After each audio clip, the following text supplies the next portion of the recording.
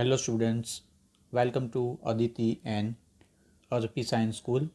હું છું આલાપ કંસારા અને હવે આપણે આપણું ચેપ્ટર નંબર 1 જે ગણ છે એનો અભ્યાસ આજે આગળ વધારીશું. આજે આપણે ભણીશું ઉપગણ વિશે.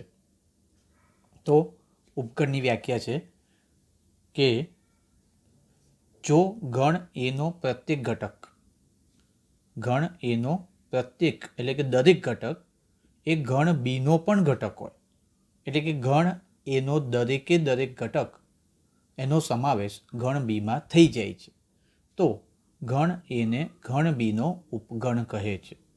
બહુ સહેલી વ્યાખ્યા છે કે એના તમામ ઘટકો બીમાં આવેલા હોય તો ગણ એને ગણ બીનો ઉપગણ કહે છે.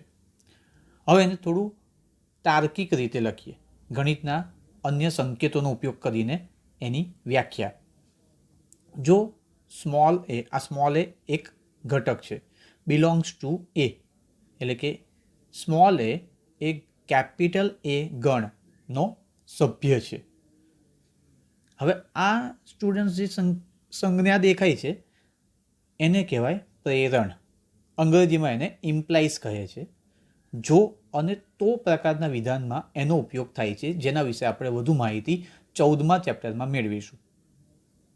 તો જો એ બિલોંગ્સ ટુ ગણ એ ઇમ્પ્લાઇઝ એ બિલોંગ્સ ટુ ગણ બી, તો એ ઉપગણ બી. આ ઉપગણની નિશાની છે, આપણે જાણીએ છીએ. હવે આ ઉપરનું વિધાન છે એને આપણે વાંચીશું કઈ રીતે? તો જુઓ, જો પ્રત્યેક એ માટે એ ગણ એનો ઘટક હોય તો એ બીનો પણ ઘટક છે, એવું બને તો એ બીનો ઉપગણ છે. એટલે સરળ ભાષામાં મેં તમને આગળ કહ્યું એ પ્રમાણે કે ગણ એનો દરેકે દરેક ઘટક ગણ બીમાં પણ આવેલો હોય તો ગણ એને ગણ બીનો ઉપગણ કહેવામાં આવે છે. જો એ બીનો ઉપગણ ન હોય તો તેને સંકેતમાં આ રીતે દર્શાવાય છે અને આપણે વાંચીશું A is not subset of B. ઉપગણને અંગ્રેજીમાં સબસેટ કહે છે. ચલો તો ઉપગણ વિશે હવે કેટલાક ઉદાહરણ લઈએ. પહેલું ઉદાહરણ, એમાં ગણ એમાં 2 ઘટકો છે, 2 and 4. ગણ બીમાં 5 ઘટકો છે, 1 2 3 4 5. તો તમે જોઈ શકો છો કે ગણ એના દરેકે દરેક ઘટક, ગણ એનો દરેકે દરેક ઘટક એ ગણ બીમાં સમાવેશ થઈ જાય છે. એટલે ગણ એને ગણ બીનો ઉપગણ કહેવામાં આવે. યાદ રાખો કે એ બીનો ઉપગણ થવા માટે ગણ એનો પ્રત્યેક સભ્ય ગણ બીમાં હોવો જોઈએ.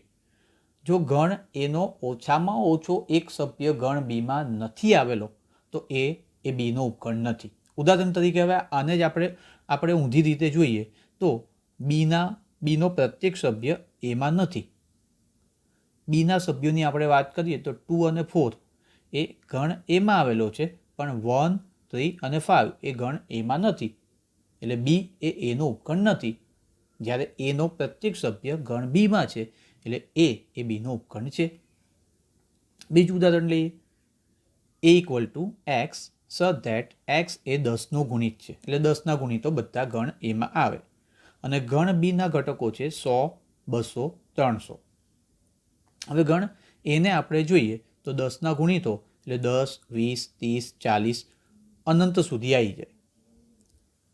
તો વિચારો કે 100 200 અને 300 એ પણ 10ના ગુણિત છે જ. એટલે અહીંયા શું થશે કે ગણ બીનો પ્રત્યેક ઘટક ગણ એમ આવી જશે. 100નો સમાવેશ, 200નો સમાવેશ અને 300નો સમાવેશ, આ બધા જ ઘટકો ગણ બીના એ ગણ એમાં સમાઈ જશે.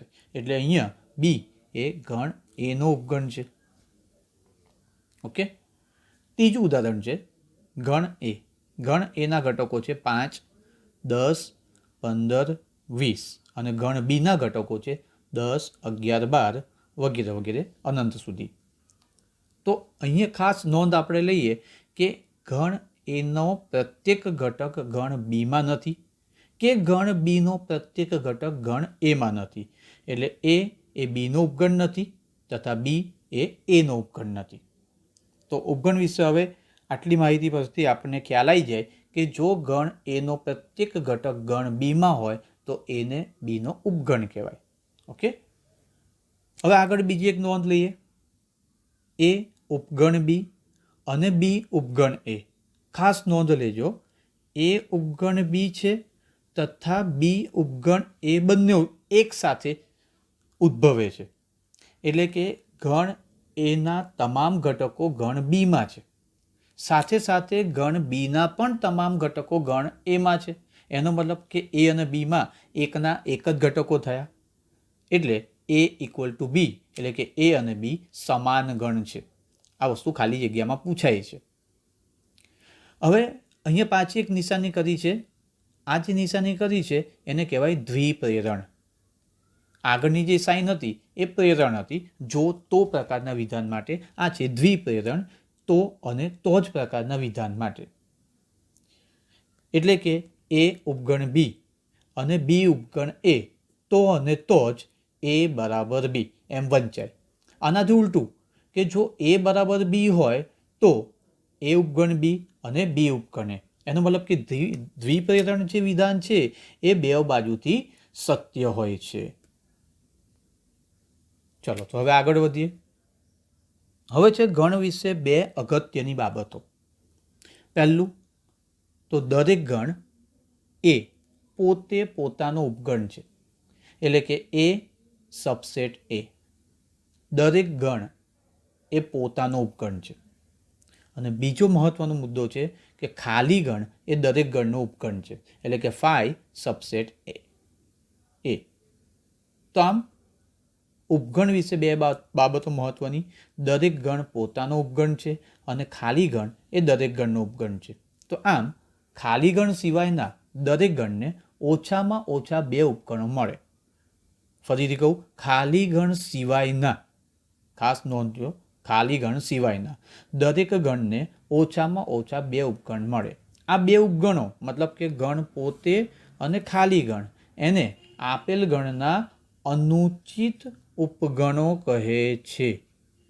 કે અનુચિત ઉપગણો એટલે કે ગણ પોતે અને ખાલી ગણ, આ બે ગણને આપેલ ગણના અનુચિત ઉપગણ કહેવાય. હવે જો આ સિવાયના ઉપગણો શક્ય હોય તો એને તેના ઉચિત ઉપગણો કહે છે. આ સિવાયના મતલબ ખાલી ગણ અને ગણ પોતે એ બે સિવાયના અન્ય કોઈ ઉપગણો કોઈ ગણને મળી શકતા હોય તો એને તેના ઉચિત ઉપગણો કહે છે.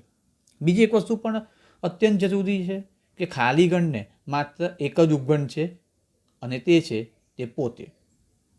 ઓકે, ચલો તો આ વાત થઈ ગણ વિશે બે અગત્યના મુદ્દાની. હવે જો એ બીનો ઉપગણ હોય તો બીને એનો અધિગણ કહે છે. એના તમામ ઘટકો બીમાં આવેલા હોય તો આપણે ઘણી બધી વખત વાત કરી કે એને બીનો ઉપગણ કહેવાય. તો બીને એનો શું કહેવાય? તો બીને એનો અધિગણ કહેવાય છે. આગળનો પોઈન્ટ છે, જો કોઈ શાંત ગણના, શાંત ગણ આપણે જાણીએ છીએ જેના સભ્યોની સંખ્યા નિશ્ચિત હોય, ગણી શકાય. જો કોઈ શાંત ગણના સભ્યોની સંખ્યા n હોય તો તેના ઉપગણોની સંખ્યા મળે 2n ઘાત. એટલે કોઈ પણ ગણના ઉપગણો કેટલા હશે, કેટલા શક્ય ઉપગણો એના હોય એ શોધવાનું આ સૂત્ર આવી ગયું. 2n ઘાત, જ્યાં n એ જે તે ગણના સભ્યની સંખ્યા બતાવે છે, તથા ઉચિત ઉપગણોની સંખ્યા, ઉચિત ઉપગણોની સંખ્યા છે 2n ઘાત -2. એટલે કુલ ઉપગણમાંથી આપણે પેલા બે ઉપગણો બાદ કરી દેવાના, ગણ પોતે અને ખાલી ગણ.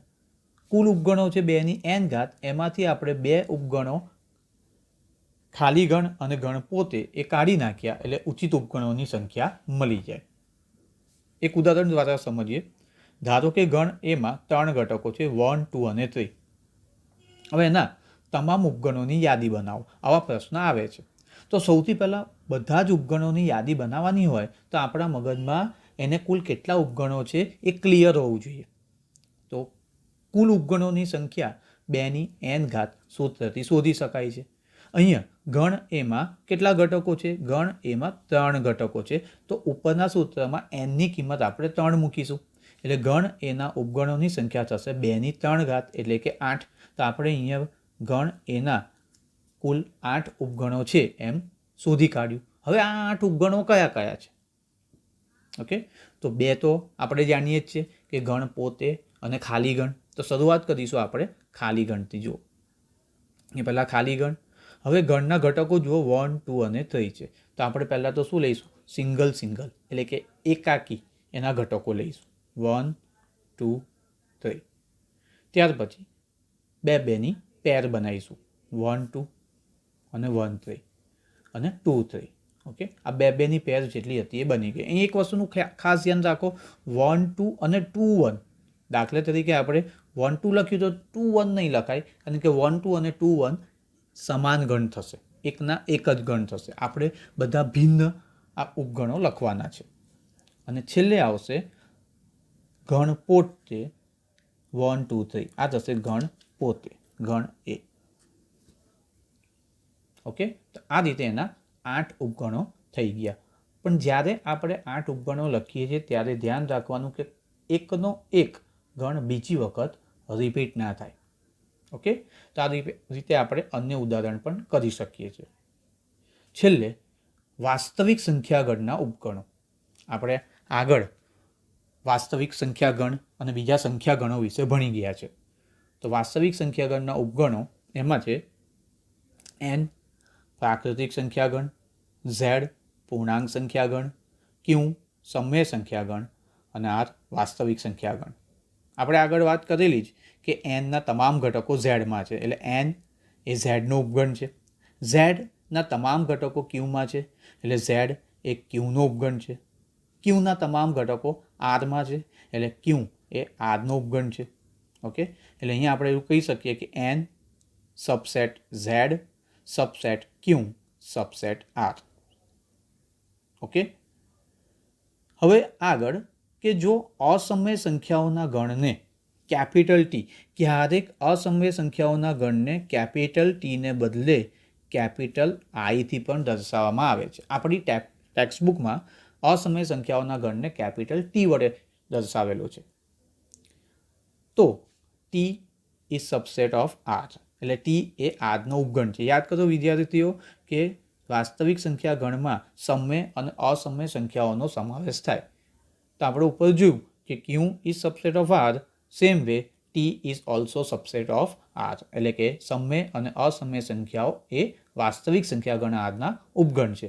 પણ n એ ટીનો ઉપગણ નથી, એટલે કે પ્રાકૃતિક સંખ્યા ગણ એનો સમાવેશ સમય સંખ્યા ગણમાં થતો નથી. કેમ? તો કે અસમય સંખ્યાઓ એટલે કે ટી, અસમય સંખ્યાઓ જે છે એમાં આપણે જોયું કે અસમય સંખ્યાઓને અંશ અને છેદ સ્વરૂપે લખી શકાતું નથી, જ્યારે n એટલે કે પ્રાકૃતિક સંખ્યાને અંશ અને છેદ સ્વરૂપે લખી શકાય છે. ઓકે, તો આજે આપણે ઉપગણ વિશે ભણ્યા. વધુ માહિતી ગણ વિશેની આપણે આવતા વિડીયો લેક્ચરમાં મેળવીશું. Thank you.